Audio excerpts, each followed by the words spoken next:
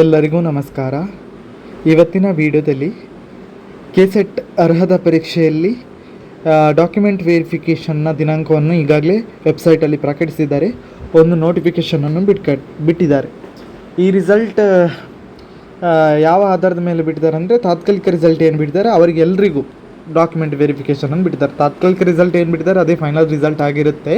So ಇಲ್ಲಿ document ವೆರಿಫಿಕೇಷನ್ಗೆ ಒಂದು notification ಬಿಟ್ಟಿದ್ದಾರೆ. ಆ ನೋಟಿಫಿಕೇಷನ್ ಏನಿದೆ, ನೋಟಿಫಿಕೇಷನಲ್ಲಿ ಏನೆಲ್ಲ ಇನ್ಫಾರ್ಮೇಷನ್ ಕೊಟ್ಟಿದ್ದಾರೆ, ಯಾವ ರೀತಿ ಡಾಕ್ಯುಮೆಂಟ್ ವೆರಿಫಿಕೇಷನ್ ನಡೆಯುತ್ತೆ ಅನ್ನೋ ವಿಷಯವನ್ನು ಪೂರ್ತಿಯಾಗಿ ಈ ವಿಡಿಯೋದಲ್ಲಿ ನಿಮಗೆ ತಿಳಿಸ್ತಾ ಹೋಗ್ತೇನೆ. ಈ ವಿಡಿಯೋವನ್ನು ಸ್ಕಿಪ್ ಮಾಡದೆ ಪೂರ್ತಿಯಾಗಿ ನೋಡಿ. ಹಾಗೆಯೇ ಇದುವರೆಗೆ ಯಾರು ನಮ್ಮ ಚಾನಲನ್ನು ಸಬ್ಸ್ಕ್ರೈಬ್ ಮಾಡ್ಕೊಳ್ಳಿಲ್ಲ, ಸಬ್ಸ್ಕ್ರೈಬ್ ಮಾಡ್ಕೊಳ್ಳಿ ಅಂತ ಹೇಳ್ತಾ ಬನ್ನಿ ಇವತ್ತಿನ ವಿಡಿಯೋವನ್ನು ಶುರು ಮಾಡೋಣ. ಕರ್ನಾಟಕ ರಾಜ್ಯ ಸಹಾಯಕ ಪ್ರಾಧ್ಯಾಪಕರ ಅರ್ಹತಾ ಪರೀಕ್ಷೆ ಕೆಸೆಟ್ 2023ರ ಫಲಿತಾಂಶ ಪ್ರಕಟಗೊಂಡಿದೆ. ಅಂದರೆ ತಾತ್ಕಾಲಿಕವಾಗಿ ಏನು ರಿಸಲ್ಟ್ ಬಿಡ್ತಾರೆ ಅದೇ ಅಂತಿಮ ಫಲಿತಾಂಶ ಅಂತ ತಿಳಿದುಕೊಳ್ತೇವೆ. ಅದೇ ಅಂತಿಮ ಫಲಿತಾಂಶ. ಸೊ ಏನೇ ಡಾಕ್ಯುಮೆಂಟ್ ವೆರಿಫಿಕೇಷನ್ ಬಾಕಿ ಇತ್ತು ಆ ಡಾಕ್ಯುಮೆಂಟ್ ವೆರಿಫಿಕೇಷನ್ಗೆ ಈಗ ದಿನಾಂಕವನ್ನು ಪ್ರಕಟಣೆ ಮಾಡಿದ್ದಾರೆ. ಹಾಗೆಯೇ ಇಲ್ಲಿ ಡಾಕ್ಯುಮೆಂಟ್ ವೆರಿಫಿಕೇಷನ್ ಯಾಕೆ ಮಾಡ್ತಾರೆ ಅಂತ ಹೇಳಿದರೆ, ನಮಗೆ ಈ ಸರ್ಟಿಫಿಕೇಟ್ ಅರ್ಹತಾ ಪರೀಕ್ಷೆಯಲ್ಲಿ ಅರ್ಹತಾ ಸರ್ಟಿಫಿಕೇಟನ್ನು ಬಿಡುಗಡೆ ಮಾಡೋದಕ್ಕೋಸ್ಕರ ಇಲ್ಲಿ ಡಾಕ್ಯುಮೆಂಟ್ ವೆರಿಫಿಕೇಷನನ್ನು ಮಾಡ್ತಾರೆ. ಸೊ ಡಾಕ್ಯುಮೆಂಟ್ ವೆರಿಫಿಕೇಷನ್ಗೆ ಈಗಾಗಲೇ ನೋಟಿಫಿಕೇಷನ್ ಬಿಟ್ಟಿದ್ದಾರೆ. ನಾನು ಆಲ್ರೆಡಿ ವಿಡಿಯೋದಲ್ಲಿ ತಿಳಿಸಿದ್ದೆ, ಫೈನಲ್ ರಿಸಲ್ಟನ್ನು ಬಿಟ್ಟ ನಂತರ ಡಾಕ್ಯುಮೆಂಟ್ ವೆರಿಫಿಕೇಷನ್ಗೆ ದಿನಾಂಕವನ್ನು ಪ್ರಕಟಿಸ್ತಾರೆ ಅಂತ. ಹಾಗೆಯೇ ಇಲ್ಲಿ ಫೈನಲ್ ರಿಸಲ್ಟನ್ನು ಬಿಟ್ಟಿಲ್ಲ, ಡಾಕ್ಯುಮೆಂಟ್ ವೆರಿಫಿಕೇಷನ್ಗೆ ಡೈರೆಕ್ಟಾಗಿ ದಿನಾಂಕವನ್ನು ಬಿಟ್ಟಿದ್ದಾರೆ. ಬನ್ನಿ ಇಲ್ಲಿ ನೋಡೋಣ ಪ್ರಕಟಣೆಯಲ್ಲಿ ಏನು ತಿಳಿಸಿದ್ದಾರೆ ಅಂತ.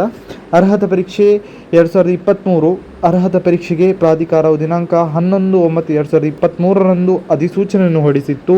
30/9/2023 ಆನ್ಲೈನ್ ಮೂಲಕ ಅರ್ಜಿಯನ್ನು ಸ್ವೀಕರಿಸಲಾಗಿರುತ್ತದೆ. ಅರ್ಜಿ ಸಲ್ಲಿಸಲಾದ ಅಭ್ಯರ್ಥಿಗಳಿಗೆ 13/1/2024ರಂದು ಕರ್ನಾಟಕ ರಾಜ್ಯ ಸಹಾಯಕ ಪ್ರಾಧ್ಯಾಪಕರ ಅರ್ಹತಾ ಪರೀಕ್ಷೆ 2023 ನಡೆಸಲಾಗಿದೆ. ಅಭ್ಯರ್ಥಿಗಳ ಮಾಹಿತಿಗಾಗಿ ತಾತ್ಕಾಲಿಕ ಕೀ ಉತ್ತರಗಳನ್ನು ಪ್ರಕಟಿಸಿ ಅಭ್ಯರ್ಥಿಗಳಿಂದ ಆಕ್ಷೇಪಣೆಗಳನ್ನು ಆಹ್ವಾನಿಸಲಾಗಿತ್ತು. ಅಭ್ಯರ್ಥಿಗಳಿಂದ ಸ್ವೀಕರಿಸಲಾದ ಆಕ್ಷೇಪಣೆಗಳನ್ನು ವಿಷಯ ತಜ್ಞರ ಸಮಿತಿಯ ವರದಿಯನ್ನು ಆಧರಿಸಿ ಅಂತಿಮ ಕೀ ಉತ್ತರವನ್ನು ಮತ್ತು ಅಭ್ಯರ್ಥಿಗಳ ಅರ್ಹತಾ ಪರೀಕ್ಷೆಯಲ್ಲಿ ಗಳಿಸಿರುವ ಅಂಕಗಳನ್ನು ಮತ್ತು ಕಟ್ ಆಫ್ ಅಂಕಗಳನ್ನು ದಿನಾಂಕ 2/5/2024ರಂದು ಪ್ರಾಧಿಕಾರದ ಅಂತರ್ಜಾಲದಲ್ಲಿ ಪ್ರಕಟಿಸಲಾಗಿದೆ ಎಂಬ ಮಾಹಿತಿಯನ್ನು ಮೊದಲು ಕೊಟ್ಟಿದ್ದಾರೆ. ಅನಂತರ ದಿನಾಂಕ 28/5/2024ರಂದು ಪ್ರಾಧಿಕಾರದ ವೆಬ್ಸೈಟ್ನಲ್ಲಿ ಪ್ರಕಟಿಸಲಾದ ಕೆಸೆಟ್ 2023ರ ತಾತ್ಕಾಲಿಕ ಅರ್ಹತಾ ಅಭ್ಯರ್ಥಿಗಳ ಪಟ್ಟಿಯನ್ನು ಆಧರಿಸಿ ಮೂಲ ದಾಖಲೆಗಳ ಪರಿಶೀಲನೆಯ ವೇಳಾಪಟ್ಟಿಯನ್ನು ಅನುಬಂಧ 1ರಲ್ಲಿ ನೀಡಲಾಗಿದೆ. ವಿಷಯವಾರು ಪಟ್ಟಿಯಲ್ಲಿರುವ ಅನುಕ್ರಮ ಸಂಖ್ಯೆಯನ್ನು ಆಧರಿಸಿ ನಿಗದಿತ ದಿನಾಂಕ ಮತ್ತು ಸಮಯದಂದು ಅವಶ್ಯಕ ದಾಖಲೆಗಳೊಂದಿಗೆ ದಾಖಲಾತಿ ಪರಿಶೀಲನೆಗಾಗಿ ಹಾಜರಾಗಲು ಸೂಚಿಸಲಾಗಿದೆ ಎಂದು ಇಲ್ಲಿ ಡೈರೆಕ್ಟಾಗಿ ನೋಟಿಫಿಕೇಷನನ್ನು ಬಿಡುಗಡೆ ಮಾಡಿದ್ದಾರೆ. ದಾಖಲಾತಿಗೆ ಹಾಜರಾಗುವ ಕೆಸೆಟ್ 2000 ಅಭ್ಯರ್ಥಿಗಳನ್ನು ಸೂಚನೆ ಅನುಬಂಧ 2ರಲ್ಲಿ ನೀಡಲಾಗಿದೆ. ಇಲ್ಲಿ 2 ಅನುಬಂಧವನ್ನು ಕೊಟ್ಟಿದ್ದಾರೆ, 1 ಮತ್ತು 2. ಅದರಲ್ಲಿ ದಿನಾಂಕ ಮತ್ತು ಸೂಚನೆಗಳನ್ನು ನೀಡಿದ್ದಾರೆ. ಸೊ ಏನೆಲ್ಲ ಇದೆ, ಏನೆಲ್ಲ ಸೂಚನೆ ಕೊಟ್ಟಿದ್ದಾರೆ, ಏನೆಲ್ಲ ಇನ್ಫಾರ್ಮೇಷನ್ ನಮಗೆ ಕೊಟ್ಟಿದ್ದಾರೆ ಅನ್ನೋದನ್ನು, ದಿನಾಂಕ ಯಾವುದೆಲ್ಲ ಇದೆ ಅನ್ನೋದನ್ನು ಡೈರೆಕ್ಟಾಗಿ ನೋಡ್ತಾ ಹೋಗೋಣ.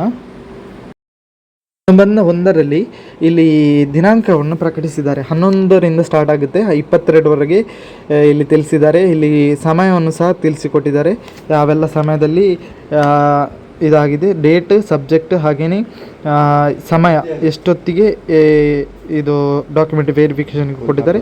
ಯಾವ ಸೀರಿಯಲ್ ನಂಬರ್ ಆಧಾರದ ಮೇಲೆ ಇಲ್ಲಿ ಸೀರಿಯಲ್ ನಂಬರ್ ಆಧಾರದ ಮೇಲೆ ರಿಸಲ್ಟ್ ಶೀಟ್ ಏನು ಬಿಡ್ತಾರೆ ಅದರ ಸೀರಿಯಲ್ ನಂಬರ್ ಆಧಾರದ ಮೇಲೆ ಇಲ್ಲಿ ಡಾಕ್ಯುಮೆಂಟ್ ವೆರಿಫಿಕೇಷನ್ಗೆ ದಿನಾಂಕವನ್ನು ಪ್ರಕಟಿಸಲಾಗಿದೆ. ಯಾರೆಲ್ಲ ಅರ್ಹತೆಯನ್ನು ಪಡೆದಿದ್ದಾರೆ, ತಾತ್ಕಾಲಿಕ ರಿಸಲ್ಟ್ ಏನು ಬಿಟ್ಟಿದ್ದಾರೆ ಅದರಲ್ಲಿ ಯಾರೆಲ್ಲ ಅರ್ಹತೆ ಪಡೆದಿದ್ದಾರೆ ಅವರು ಈ ಡಾಕ್ಯುಮೆಂಟ್ ವೆರಿಫಿಕೇಷನ್ಗೆ ಹೋಗಬೇಕಾಗುತ್ತೆ. ಅವರು ಏನು ರಿಸಲ್ಟ್ ಶೀಟ್ ಬಿಟ್ಟಿದ್ದಾರೆ, ರಿಸಲ್ಟ್ ಶೀಟಲ್ಲಿ ನಮ್ಮ ಏನು ನಂಬರ್ ಇದೆ, ನಮ್ಮ ಹಾಲ್ ಟಿಕೆಟ್ ನಂಬರ್ ಏನಿದೆ ಅದನ್ನು ಹಾಕಿದಾಗ ನಮಗೆ ಸೀರಿಯಲ್ ನಂಬರ್ ಸಿಗುತ್ತೆ. ಆ ಸೀರಿಯಲ್ ನಂಬರ್ ಇಲ್ಲಿ ನಮಗೆ ಕೊಟ್ಟಿದ್ದಾರೆ, ಯಾವುದರಿಂದ ಇಷ್ಟರವರೆಗೆ ಯಾವ ದಿನಾಂಕದನ್ನು ಮಾಡ್ತಾರೆ ಅಂತ. ಆ ವಿಷಯವಾರು ರಿಸಲ್ಟ್ ಶೀಟನ್ನು ನೋಡ್ಕೊಳ್ಳಿ. ನೀವು ಯಾವ ಸಬ್ಜೆಕ್ಟನ್ನು ಬರೆದಿದ್ದೀರಾ ಅದರ ರಿಸಲ್ಟ್ ಶೀಟನ್ನು ನೋಡ್ಕೊಳ್ಳಿ. ಅದರಲ್ಲಿ ಸೀರಿಯಲ್ ನಂಬರ್ ಇದೆ, ಸೀರಿಯಲ್ ನಂಬರ್ ನೋಡ್ಕೊಳ್ಳಿ. ಇಲ್ಲಿ ದಿನಾಂಕವನ್ನು ಕಂಪೇರ್ ಮಾಡಿಕೊಂಡು ನೀವು ಯಾವ ದಿನಾಂಕಕ್ಕೆ ಹೋಗಬೇಕು ಅನ್ನೋದನ್ನು ಖಚಿತಪಡಿಸಿಕೊಳ್ಳಿ. ಸೊ ಇದಿಷ್ಟು ಡಾಕ್ಯುಮೆಂಟ್ ನಮಗೆ ಅನುಬಂಧ 1ರಲ್ಲಿ ನೀಡಿದ್ದಾರೆ. ಯಾವ ದಿನಾಂಕದಂದು ನಾವು ಹೋಗಬೇಕು ಅನ್ನೋ ಮಾಹಿತಿಯನ್ನು ಕೊಟ್ಟಿದ್ದಾರೆ. ಯಾವ ಸಬ್ಜೆಕ್ಟ್ನವರು ಯಾವ ದಿನಾಂಕದಂದು ಯಾವ ಸೀರಿಯಲ್ ನಂಬರ್ನವರು ಹೋಗಬೇಕು, ಎಷ್ಟೊತ್ತಿಗೆ ಹೋಗಬೇಕು ಅನ್ನೋ ಮಾಹಿತಿಯನ್ನು ಈ ಅನುಬಂಧ 1ರಲ್ಲಿ ನಮಗೆ ತಿಳಿಸಿದ್ದಾರೆ.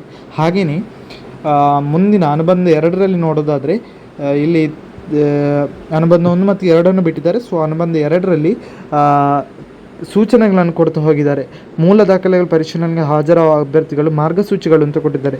ಮೂಲ ದಾಖಲೆಗಳ ಪರಿಶೀಲನೆಗೆ ಹಾಜರಾಗುವ ಅಭ್ಯರ್ಥಿಗಳು ಪ್ರಾಧಿಕಾರದಿಂದ ನಿಗದಿಪಡಿಸಿದ ದಿನಾಂಕದಂದೇ ಹಾಜರಾಗತಕ್ಕದ್ದು. ನಿಗದಿಪಡಿಸಿದ ದಿನಾಂಕದಂದು ಹಾಜರಾಗದ ಅಭ್ಯರ್ಥಿಗಳಿಗೆ ಇತರ ದಿನಾಂಕವನ್ನು ಮೂಲ ದಾಖಲೆಗಳ ಪರಿಶೀಲನೆಗೆ ಅವಕಾಶ ನೀಡುವುದಿಲ್ಲ. ಬೇರೆ ದಿನಾಂಕವನ್ನು ನೀಡುವುದಿಲ್ಲ ಅಂತ ಹೇಳಿದ್ದಾರೆ. ಯಾವ ದಿನಾಂಕ ಪ್ರಕಟಿಸಿದ್ದಾರೆ ಆ ದಿನಾಂಕದಂದು ಹೋಗಬೇಕು ಅಂತ ಹೇಳಿದ್ದಾರೆ. ಹಾಗೆಯೇ ಅಭ್ಯರ್ಥಿಗಳು ಸಲ್ಲಿಸುವ ಎಲ್ಲ ಮೂಲ ದಾಖಲೆಗಳ ಅರ್ಜಿ ಸಲ್ಲಿಸಲು ನಿಗದಿಪಡಿಸಿದ ಕೊನೆಯ ದಿನಾಂಕದೊಳಗೆ ಇರತಕ್ಕದ್ದು ಅಂತ ಕೊಟ್ಟಿದ್ದಾರೆ. ಜಾರಿಯಾಗತ್ತಿರಕಂದರೆ ಡಾಕ್ಯುಮೆಂಟ್ ಏನೆಲ್ಲ ಇದೆ ಅದು ದಿನ ಯಾವ ದಿನಾಂಕದೊಳಗೆ ಆಗಬೇಕು ಆ ದಿನಾಂಕದೊಳಗೆ ಅದು ಜಾರಿಯಾಗಿರಬೇಕು ಅಂತ ಹೇಳಿದ್ದಾರೆ. ಹಾಗೆಯೇ ಅಭ್ಯರ್ಥಿಗಳು ಮೂಲ ದಾಖಲೆ ಪರಿಶೀಲನೆ ಸಮಯದಲ್ಲಿ ಕಡ್ಡಾಯವಾಗಿ ಮೂಲ ದಾಖಲೆಗಳನ್ನು ಹಾಜರುಪಡಿಸಬೇಕು. ಮೂಲ ದಾಖಲೆಗಳು ಬೇಕು, ಜೆರಾಕ್ಸ್ ಕಾಪಿಯಲ್ಲಿ ಗೆಜೆಟೆಡ್ ಆಫೀಸರ್ ಸೈನ್ ಹಾಕಿರಬೇಕು, ಅದು ಸಹ ಬೇಕು ಅಂತ ಹೇಳಿದ್ದಾರೆ ಇಲ್ಲಿ. ಹಾಗೆಯೇ ಇಲ್ಲಿ ದಾಖಲೆಗಳು ಯಾವುದೆಲ್ಲ ಬೇಕು ಅಂತ ಹೇಳಿದರೆ ಅಲ್ಲಿ ಅಭ್ಯರ್ಥಿಗಳು ಈ ಕೆಳಕಂಡ ಮೂಲ ದಾಖಲೆಗಳನ್ನು ಮತ್ತು ಮೂಲ ದಾಖಲೆಗೆ ಎರಡು ಜೆರಾಕ್ಸ್ ಪ್ರತಿಗಳಿಗೆ ಇಲ್ಲಿ ಅಧಿಕಾರಿಗಳಿಂದ ಗೆಜೆಟೆಡ್ ಅಧಿಕಾರಿಗಳಿಂದ ದೃಢೀಕರಿಸಬೇಕು ಅಂತ ಹೇಳಿದ್ದಾರೆ. ಪರಿಶೀಲನೆ ಸಮಯದಲ್ಲಿ ಅದನ್ನು ಪರಿಶೀಲನೆ ಸಮಯದಲ್ಲಿ ಅದನ್ನು ತರಬೇಕು ಅಂತ ಹೇಳಿದ್ದಾರೆ. ಪರೀಕ್ಷೆಯ ಪ್ರಮಾಣಪತ್ರ, ಜಾತಿಯಲ್ಲಿರುವ ಆಧಾರ್ ಕಾರ್ಡ್, ಗುರುತಿನ ಚೀಟಿ ಬೇಕು. ಹಾಗೆಯೇ ಸ್ನಾತಕೋತ್ತರ ಪದವಿಯ ಎಲ್ಲ ವರ್ಷಗಳ ಅಥವಾ ಸೆಮಿಸ್ಟರ್ನ ಅಂಕಪಟ್ಟಿ ಬೇಕು ಮತ್ತು ಪ್ರಮಾಣ ಪತ್ರವನ್ನು ಸಹ ಇಲ್ಲಿ ಕೊಡಬೇಕು ಅಂತ ಹೇಳ್ತಿದ್ದಾರೆ. ಹಾಗೆಯೇ ಇಲ್ಲಿ ಕೆಲವು ಇನ್ನು ಎಕ್ಸ್ಟ್ರಾ ಯಾವುದೆಲ್ಲ ಮೀಸಲಾತಿ ಕೋರಿರುವವರಿಗೆ ಅಥವಾ ಯಾವುದೇ ಟ್ರಾನ್ಸ್ಜೆಂಡರ್ ಇರ್ಬೋದು ಅಂಥವರಿಗೆಲ್ಲ ಯಾವ ರೀತಿಯಲ್ಲಿ ನಾವು ಡಾಕ್ಯುಮೆಂಟನ್ನು ಸಲ್ಲಿಸಬೇಕು ಅನ್ನೋ ಮಾಹಿತಿಯನ್ನು ಕೊಟ್ಟಿದ್ದಾರೆ. ಹಾಗೆಯೇ ಇನ್ನು ನೆಕ್ಸ್ಟ್ ಸೂಚನೆ ಅಂತ ಕೊಟ್ಟಿದ್ದಾರೆ. ಸೂಚನೆಯಲ್ಲಿ ಅಭ್ಯರ್ಥಿಗಳು ಸಲ್ಲಿಸಿರುವ ಮಾಹಿತಿ ದಾಖಲೆಗಳು ಸುಳ್ಳು, ತಿದ್ದುಪಡಿ ಮಾಡಿದ ಈ ಥರ ಫಾರ್ಜ್ಡ್ ಏನಾದರೂ ಸಮಸ್ಯೆ ಇದರಲ್ಲಿ ಡಾಕ್ಯುಮೆಂಟಲ್ಲಿ ಸಮಸ್ಯೆ ಇದ್ದರೆ ಅಂತಹ ಅಭ್ಯರ್ಥಿಗಳು ಯಾವುದೇ ಮುನ್ಸೂಚನೆ ಇಲ್ಲದೆ ರದ್ದುಗೊಳಿಸಲಾಗುವುದು ಅಂತ ಕಠಿಣ ಕ್ರಮವನ್ನು ಕೈಗೊಳ್ತೇವೆ ಅಂತ ಇಲ್ಲಿ ತಿಳಿಸಿದ್ದಾರೆ. ಸೊ ಯಾವುದೇ ತಪ್ಪು ಮಾಹಿತಿ ಅಥವಾ ಫೋರ್ಜ್ ಡಾಕ್ಯುಮೆಂಟ್ಸ್ಗಳನ್ನ ಹಿಡ್ಕೊಂಡು ಹೋಗಬೇಡಿ. ಯಾವುದೇ ರೀತಿಯಲ್ಲಿ ತಪ್ಪು ಮಾಹಿತಿಯನ್ನು ಅವರಿಗೆ ತಿಳಿಸ್ಲಿಕ್ಕೆ ಹೋಗಬೇಡಿ. ಸೊ ನೀವು ಅನರ್ಹರಾಗ್ತೀರಾ, ಅರ್ಹತೆ ಪಡೆದಿದ್ದರೆ ಅನರ್ಹರಾಗೋ ಚಾನ್ಸಸ್ ಇರುತ್ತೆ. ಸೊ ಇದನ್ನು ಸ್ಪಷ್ಟವಾಗಿ ತಿಳ್ಕೊಳ್ಳಿ. ಹಾಗೆಯೇ ಮೂಲ ದಾಖಲೆಗಳ ಪರಿಶೀಲನೆ ಅಭ್ಯರ್ಥಿ ಖುದ್ದು ಅವರೇ ಹೋಗಬೇಕು ಅಂತ ಹೇಳಿದ್ದಾರೆ. ಒಂದು ವೇಳೆ ಇನ್ ಕೇಸ್ ಏನಾದರೂ ಮೆಡಿಕಲ್ ಪ್ರಾಬ್ಲಮ್ಸ್ ಇದ್ದರೆ, ಹೆಲ್ತ್ ಇಶ್ಯೂಸ್ ಇದ್ದರೆ ಅವರ ಇಲ್ಲಿ ಮಾಹಿತಿಯನ್ನು ಕೊಡ್ತಾರೆ, ಅದನ್ನು ನೀವು ಓದ್ಕೊಳ್ಳಿ. ಪ್ರಾಧಿಕಾರವು ನಿಗದಿಪಡಿಸಿದ ದಿನಾಂಕದಿಂದ ಅಭ್ಯರ್ಥಿಗಳು ಮೂಲ ದಾಖಲೆ ಪರಿಶೀಲನೆಗೆ ಹಾಜರಾಗದಿದ್ದಲ್ಲಿ ಅಂತಹ ಅಭ್ಯರ್ಥಿಗಳು ಮತ್ತೊಮ್ಮೆ ಅವಕಾಶ ನೀಡುವುದಿಲ್ಲ ಹಾಗೂ ಪ್ರಮಾಣಪತ್ರ ಸಲ್ಲಿಸಲು ಸಹ ಮತ್ತೊಮ್ಮೆ ಕಾಲಾವಕಾಶ ನೀಡುವುದಿಲ್ಲ ಅಂತ ಹೇಳಿದ್ದಾರೆ. ಯಾವುದೇ ಕಾಲಾವಕಾಶವನ್ನು ಕೊಡುವುದಿಲ್ಲ ಅಂತ ಹೇಳ್ತಿದ್ದಾರೆ ಇಲ್ಲಿ. ಹಾಗೆಯೇ ಅಭ್ಯರ್ಥಿಗಳು ಮೂಲ ದಾಖಲೆ ಸಮಯದಲ್ಲಿ ಸಂಬಂಧಪಟ್ಟ ಪ್ರಮಾಣ ಪತ್ರಗಳನ್ನು ಹಾಜರುಪಡಿಸದಿದ್ದಲ್ಲಿ ಅಂತಹ ಅಭ್ಯರ್ಥಿಗಳನ್ನು ಅನರ್ಹರೆಂದು ಪರಿಗಣಿಸಲಾಗುವುದಿಲ್ಲ ಅಂತ ತಿಳಿಸಿದ್ದಾರೆ. ಅಭ್ಯರ್ಥಿಗಳ ಮೂಲ ದಾಖಲೆ ಪರಿಶೀಲನೆಗೆ ಹಾಜರಾಗಲು ಪ್ರತ್ಯೇಕ ಮಾಹಿತಿ ನೀಡಲಾಗುವುದಿಲ್ಲ, ಇದೇ ಮಾಹಿತಿ ಅಂತ ಅವರು ತಿಳಿಸಿದ್ದಾರೆ. ಬೇರೆ ಯಾವುದೇ ಲೆಟ್ರ್, ಮೆಸೇಜ್ ಎಂತ ಸಹ ಕಳಿಸೋದಿಲ್ಲ ಅಂತ ಹೇಳಿದ್ದಾರೆ.